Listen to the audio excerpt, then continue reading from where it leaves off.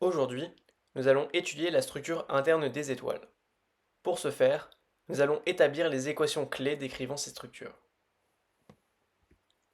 Premièrement, étudions l'équilibre hydrostatique, soit mR la masse de l'étoile contenue à l'intérieur du rayon R. Alors, en R plus dr, nous pouvons effectuer un développement limité pour ensuite basculer la différentielle de masse sur celle de volume.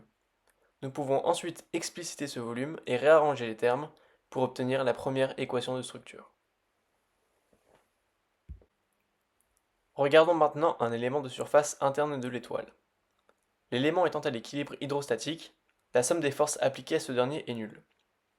La force de pression exercée sur l'élément est égale à la différence de pression en R et en R plus dr multipliée par l'élément de surface. Quant à son poids, il peut être réécrit grâce à la loi fondamentale de la gravitation.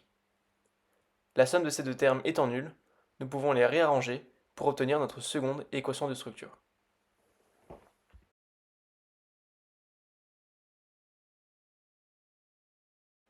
Étudions maintenant la luminosité et la production d'énergie de l'étoile.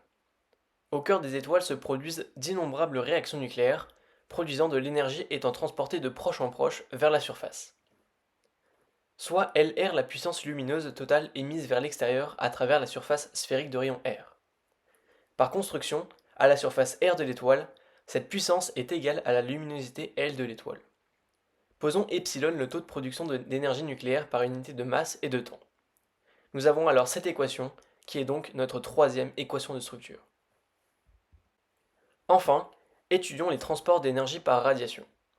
Nous considérerons ici un volume infinitésimal cylindrique de l'étoile.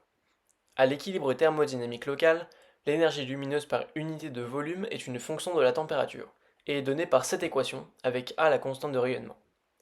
Ce rayonnement produit également une pression égale au tiers de l'énergie lumineuse par unité de volume.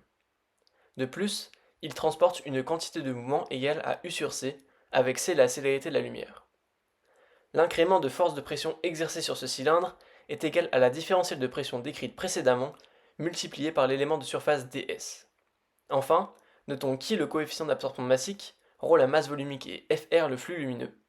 L'énergie U perdue par unité de temps par le rayonnement traversé de d taux est alors donnée par cette équation. Utilisons ces équations et la seconde loi de Newton dans le cas d'un équilibre statique. Ici, P étant égal à U sur C, dP est égal à du sur C.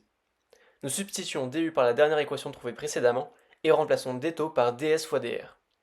Nous simplifions et réarrangeons les termes afin d'isoler Fr. Nous substituons Pr et nous pouvons supprimer le flux en reliant ce dernier à la luminosité. Nous nous retrouvons donc avec cette équation. Afin d'éliminer le dt4 sur dr, nous effectuerons une simple manipulation mathématique. Et nous voilà donc avec la quatrième équation de structure.